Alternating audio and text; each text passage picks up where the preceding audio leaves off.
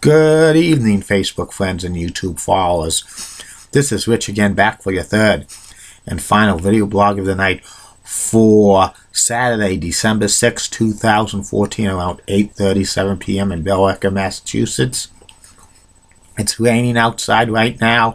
It's a cold rain. It's about 39 degrees. The overnight hours after midnight, we could have some snowflakes and we could have some coatings on the ground, but nothing significant. Tomorrow's going to be about a cold and windy day, highs around 35 or so. Another cold and windy day on Monday, and from Tuesday to Thursday in this area, we could be talking about a nasty nor'easter, but it's all going to be rain. The snow's going to be confined to ski country. And that's about it on the news. My third and final video blog subject of the night is my personality profile. My personality profile tonight is about the mailman, Karl Malone. Karl Malone was one of the greatest power forwards in NBA history. He was nicknamed the mailman because he delivered on his basketball skills. He played for the Utah Jazz for 18 years, and 1 year he played for the Lakers. Karl was born and he grew up in Summerfield, Louisiana. As a teenager, Karl worked in the farms near his house as a tree cutter. He cut down trees to make paper and stuff. Karl was a great basketball player in high school. He played for his high school team, Summerfield. He led Summerfield High School to 3 Class C Louisiana state championships. Very, very heavily recruited. Karl Malone was as a basketball player. Many colleges were interested, including Arkansas and the University of Houston. But he decided to stay home.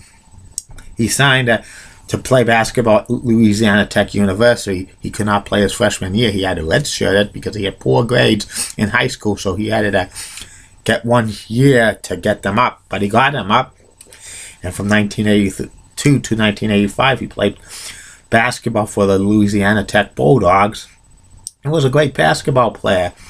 He was named to the All-Southland Conference team 3 years he was in college. He was the 1983 Southland Conference Player of the Year. He led the Louisiana Tech Bulldogs to the NCAA tournament in 1985, and he was a great power forward. And Karl Malone actually rented an apartment in Dallas because he was so confident that the Dallas Mavericks were going to draft him. There were rumors they were going to draft Karl Malone. When the pick came up in the 1985 NBA draft, they had the 11th pick, but the Dallas Mavericks selected Defra Swimp from Europe, and that crushed Karl Malone's dreams of playing for the Mavericks. But the Utah Jazz selected Karl Malone as their pick, which was the 13th overall in the 1985 NBA draft.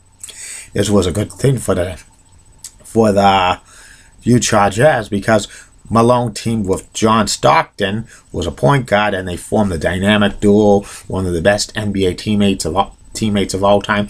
18 seasons they played together. And Karl Malone was a consistent good player. 14 times he played in the NBA All-Star Game. 11 times he was named All-NBA First Team.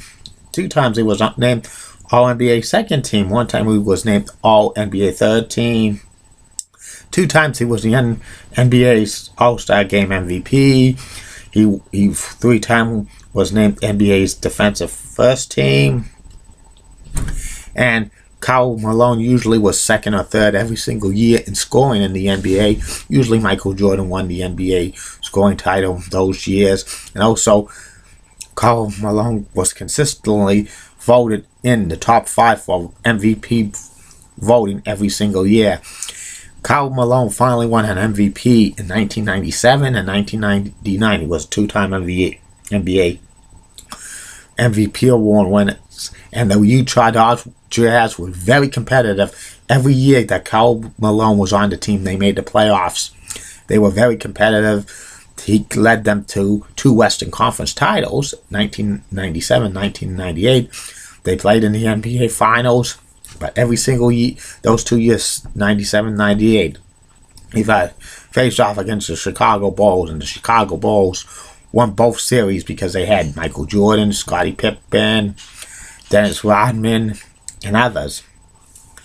And Karl Malone never won an NBA championship. He was probably one of the greatest players in NBA history never to win an NBA championship. And Karl Malone was an icon in Salt Lake City, Utah. He should have ended his career with the Jazz, but the Jazz were an aging team.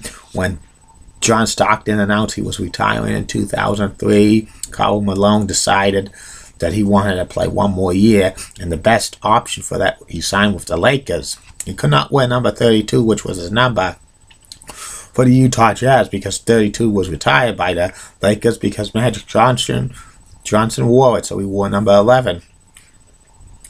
And Karl Malone got seriously injured his final year in the NBA, which limited him to 43 games, and the Lakers made the NBA Finals that year, but they got upset by the Detroit Pistons.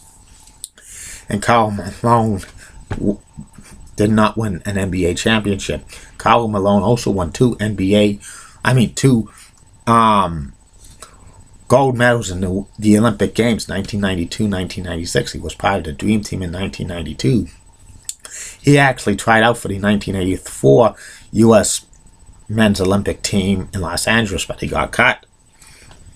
And Karl Malone retired in 2004, 2005, in the middle of the season officially. The Utah Jazz retired as number 32. His career stats were 36,928 points, 25 points per game. Rebounds, 14,968 rebounds, 10.1 rebounds per game. Assist, he had 5,238 assists, 3.5 assists per game. And he played 1,476 games. He started 1,471. That's pretty amazing.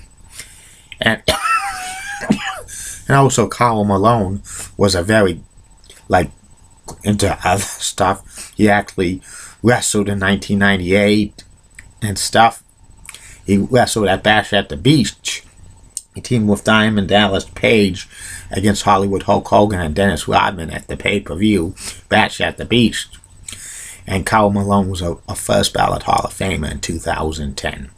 And that's about it on the Mailman. I'll be back tomorrow, Facebook friends and YouTube followers, with 3 more video blogs, which will be about the top 10 greatest BMHS teachers of all time when I was there in 1991 through 1995, including administrators and security guard and other stuff.